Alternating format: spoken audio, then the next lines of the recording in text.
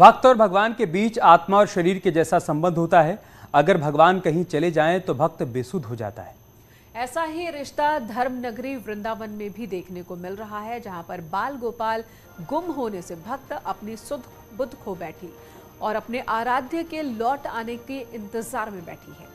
5 दिन से बाल गोपाल की तलाश में नाकाम होने के बाद भक्त ने उनके गुम होने की सूचना देते हुए एक विज्ञापन स्थानीय अखबार में दिया।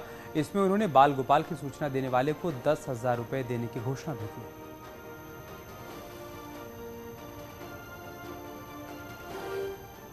21 तारीख को हम लोगों ने फूल बंगला कराया था। 21 जुलाई को सुबह हम लोग लेके गए, मेरे साथ गए थे मेरे से।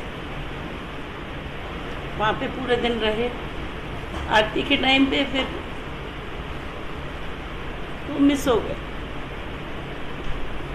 ऊपर से ही उन लोगों ने रखे, थोड़ा सा बस जरा सा सामान उठाया, उसी में कहाँ चले गए पता नहीं।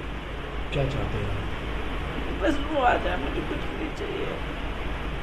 जहाँ भी हो ठीक है, अच्छे से खाओ पियो, अब वापस आ जाओ। गलती हुई है तो बताओ मुझे, क्या गलती हुई मुझसे। और मथुरा से हमारे सहयोगी नितिन इस वक्त हमारे साथ जुड़ चुके हैं। नितिन, क्या जानकारी, क्या अपडेट है इस खबर से संबंधित?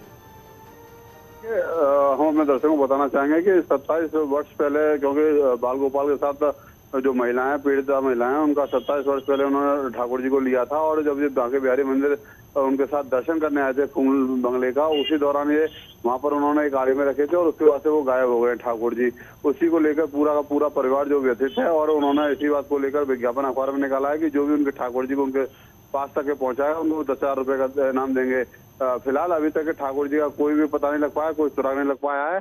और जो पीड़िता है वो भगवान से इसी बात की अरदास कर रही है जो उनके खोए हुए ठाकुर जी हैं, जो लड्डू गोपाल है, उनकी वापसी हो।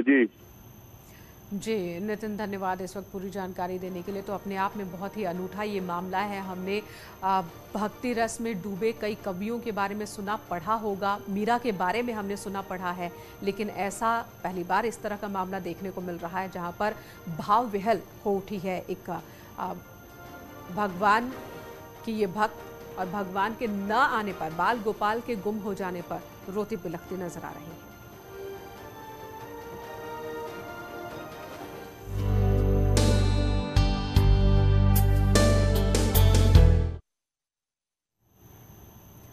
रक्षाबंधन करीब आ रहा है। बाजार में हर तरह की रंग बिरंगी राखियां देखने को मिल रही हैं। इस बार एक खास तरह की राखी मार्केट में पहुंच चुकी है। ये खास राखी बनी है बांस से। महिलाओं ने बांस से इस राखी को कैसे तैयार किया है, आइए आपको दिखाते हैं। हाथ का हुनर, महिलाओं का कमाल। बांस से बनाई सुंदर सुंदर राखियां। बांस की राखी बढ़ाएगी कलाई की शोभा। ये हाथों के हुनर का कमाल है जो बांस को राखी में तब्दील कर दिया।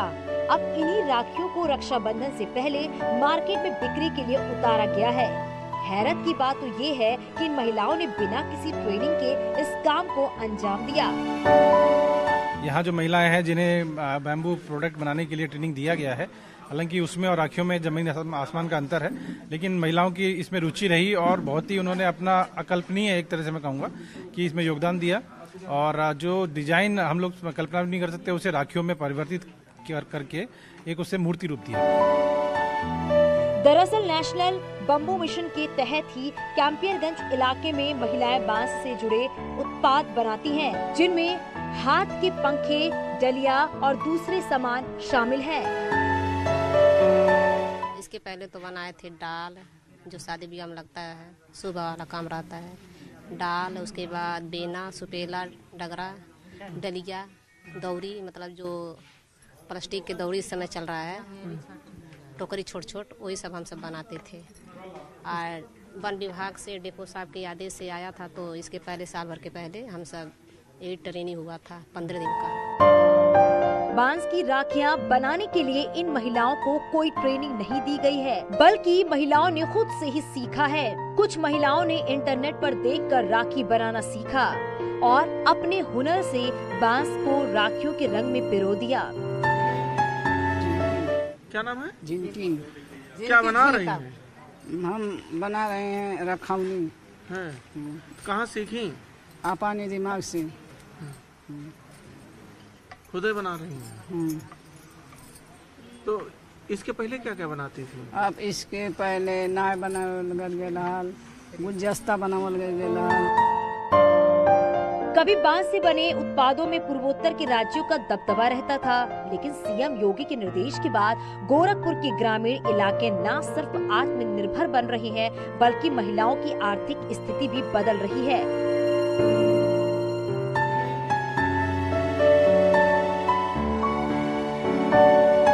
बांस से बने प्रोडक्ट हमारे और आपके घरों में सदियों से यूज होते रहे हैं, लेकिन अब उन्हीं बांस के बने प्रोडक्ट इतने खूबसूरत बन रहे हैं कि वो शोरूम में रखे जा रहे हैं। और इसमें अब पूर्वांचल यानी कि गोरखपुर भी जुड़ रहा है। अभी तक पूर्वोत्तर के राज्यों का दबदबा रहता था, लेकिन अब गोरखपुर उनको टक्कर देने के लिए तैयार है। राष्ट्रीय बंबू मिशन के तहत गोरखपुर में जो है बांस के बने प्रोडक्ट की पहले ट्रेनिंग दी गई और उसके बाद महिलाओं ने यहाँ पे स्वयं सहायता समूह के साथ जुड़ के खूबसूरत, चाहे वो बोट हो, पॉट हो, चटाई हो या फिर अन्य प्रोडक्ट बनाना शुरू किया। और इस रक्षाबंधन में बिना ट्रेनिंग के इन महिलाओं ने बड़ी संख्या में बांस की राखियां भी बनाई हैं। यानी कि इस बार भाइयों की कलाई पर इन खूबसूरत बांस की राखियां सजेंगी और ये राखियां विशुद्ध रूप से देसी होंगी, इको फ्रेंडली होंगी, जिससे ना तो पर्यावरण को नुकसान होगा और ना ही किसी तरीके की कोई अन्य हानि होगी।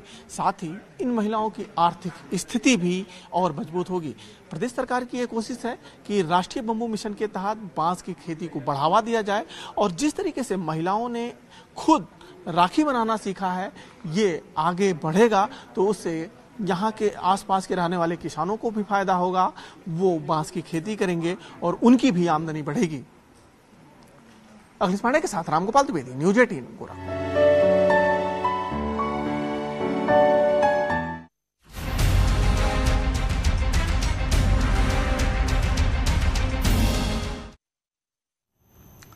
और अब खबर सुल्तानपुर से, जहां पर हाईवे पर चेकिंग के दौरान ट्रक चालक ने आरटीओ के 2 कर्मचारियों को रौंद दिया। हादसे में दोनों की मौके पर ही जान चली गई।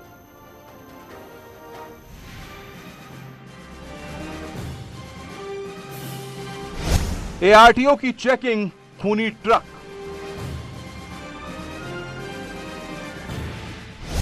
सिपाही का हुआ मौत से सामना। हाईवे पर सनसनीखेज वारदात।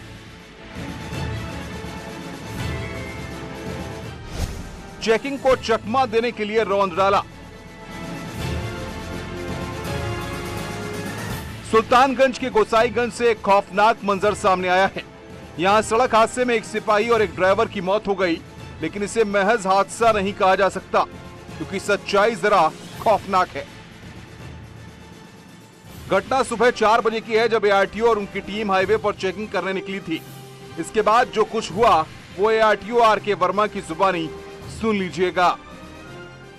हम लोग 3:49 में कालीपुर से इधर गोसाईगंज की तरफ ड्यूटी करके जा रहे थे। रास्ते में जो है पेशाब करने के लिए गाड़ी रुकी, जिससे मैं उतर के पेशाब करने चला गया। तो जो हमारे ड्राइवर और जो प्रवर्तन सिपाही हैं वो भी नीचे उतरे और मैं जो है पेशाब कर रहा था। फिर ये अचानक जो है ट्रक आई और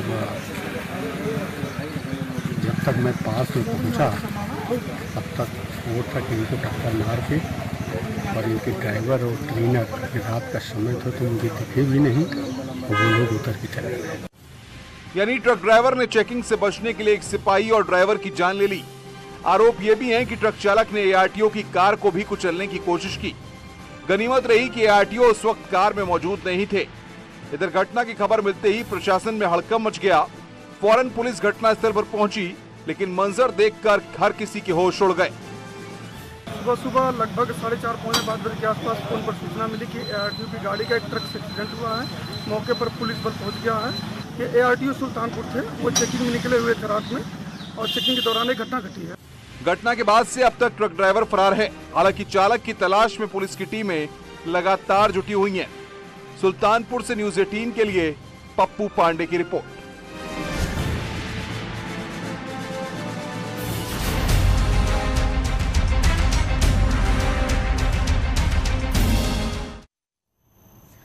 हर पिता अपने बच्चे को स्कूल इसलिए भेजता है ताकि उसका बच्चा पढ़ लिख कर भविष्य संवार सके। जरा सोचिए, अगर स्कूल का शिक्षक ही जल्लाद निकल जाए तो क्या।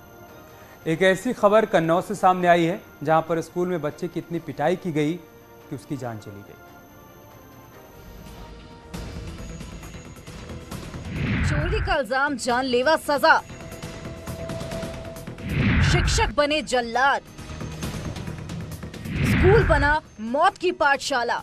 इन 3 लोगों ने अपने जिगर के टुकड़े को बड़ी हसरतों से इस पिता ने स्कूल भेजा था ताकि बेटे का भविष्य संवर सके।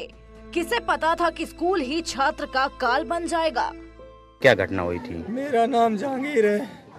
मेरे बच्चा जा कही कि हम RS में पापा एडमिशन कर रहे हैं, तो हमने जाके लल्ला तुम जी में एडमिशन करावो, वहाँ में एडमिशन करा ले, तुम इंटर कर ले कही दे। तो जे सवेरे स्कूल ही गए, स्कूल जाके इन लोगों ने मेरे बच्चा को इतना मारो। घटना कन्नौज के छिबरा मऊ थाने इलाके की है। आरोप है कि चोरी का इल्जाम लगाकर स्कूल के शिक्षकों ने छात्र को बेरहमी से पीटा। पिटाई के चलते छात्र की तबीयत बिगड़ी, जिसके बाद पिता ने डॉक्टर को दिखाया, लेकिन इसी दौरान छात्र की मौत हो गई। स्कूल में पहला ही दिन था। मेरे बच्चा नहीं स्कूल है, मैं बताऊं तो हम ते फोन करो कि पापा हम पे बहुत मार पड़ रही। महेश गुरु जी ने हमारी बात कराई, जाके पापा हम पे बहुत मार पड़ी। हमने कही भैया मेरे बच्चा को छोड़ दे, मेरे जूतन को माला डाल के हमें गजाबे में घुमाई लियो, जो हमारे बच्चा ने गलती करी। क्या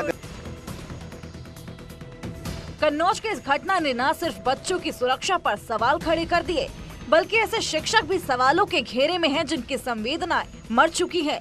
जरा सोचिए, क्या बच्चे को पीटते हुए इन शैतानों के एक बार भी हाथ नहीं कांपे होंगे, जो किसी के घर की खुशियां छीन ली। Bureau report, news 18। देश में मंकी पॉक्स के मामले सामने आने के बाद लोगों में डर का माहौल है। इस बीमारी की जांच और इलाज के लिए सरकार ने भी पूरी तैयारी कर रखी है। फिलहाल इसकी जांच सरकारी संस्थानों में ही करवाई जा सकती है, लेकिन निजी संस्थान भी इसके लिए पूरी तरह से तैयार हैं। ऐसे ही दिल्ली के एक निजी संस्थान पहुंची न्यूज़ 18 की टीम तैयारियों की स्थिति जानने के लिए।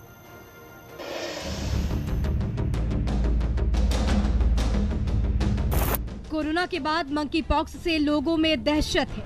ये क्या है, इसके लक्षण क्या है और ये कैसे फैलता है, इसकी पूरी जानकारी के लिए न्यूज़ 18 पहुंची दिल्ली के star imaging and path lab में और मंकी पॉक्स पर बातचीत की डॉक्टर समीर भाटी से। 4 केसेस आ चुके हैं, 1 केस दिल्ली में पाया गया है। बिल्कुल, देखिए जैसा इसमें हम बात कर रहे हैं कि जब भी कोई कंटेजियस डिजीज होती है, मतलब संक्रामक कोई भी बीमारी, तो उसमें प्रिवेंशन सबसे अच्छा इलाज है। कोरोना के टाइम में भी जैसा हमने कहा था कि जितना हम बीमारी की रोकथाम कर सके उतना बेहतर है। मंकी पॉक्स भी संक्रमण से फैलने वाला रोग है। इसको फैलने से रोकने के लिए ज्यादा से ज्यादा संदिग्ध मरीजों की टेस्टिंग जरूरी है। फिलहाल टेस्टिंग की इजाजत सिर्फ सरकारी संस्थान को ही है, हालांकि निजी लेबोरेटरी भी इसके लिए पूरी तरीके से तैयार है। सारी तरह की इक्विपमेंट अवेलेबल है।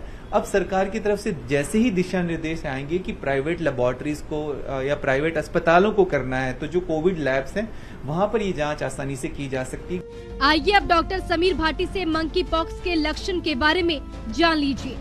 बुखार होना, सर दर्द होना, बॉडी एक होना, मसल पेन होना, कमर में दर्द होना, इस तरह के सिम्टम्स रहते हैं। और इसके साथ साथ जो एक इसका मेन लक्षण है, बॉडी के ऊपर रैशेज आ जाते हैं। अगर इस तरह के आपको कोई भी लक्षण दिखे, रैशेज आपको दिख रहे हैं, तो आप अपने डॉक्टर से संपर्क कीजिए और वो सरकारी अस्पताल के थ्रू ये आपको अभी जांच कराएंगे। फिलहाल देश में पुणे का national institute of virology monkey pox की पुष्टि कर रहा है। केस बढ़ने पर जांच के लिए 15 और लैब को चिन्हित किया गया है। साथ ही प्राइवेट लैब को भी ट्रेनिंग देने को कहा गया है। डॉक्टर समीर भाटी के मुताबिक मंकी पॉक्स में शरीर में उभरे लेजन से ब्लड सैंपल लिए जाते हैं और जांच रिपोर्ट आने में 3 से 4 घंटे का वक्त लगता है। रचना उपाध्याय, दिल्ली, न्यूज़ 18।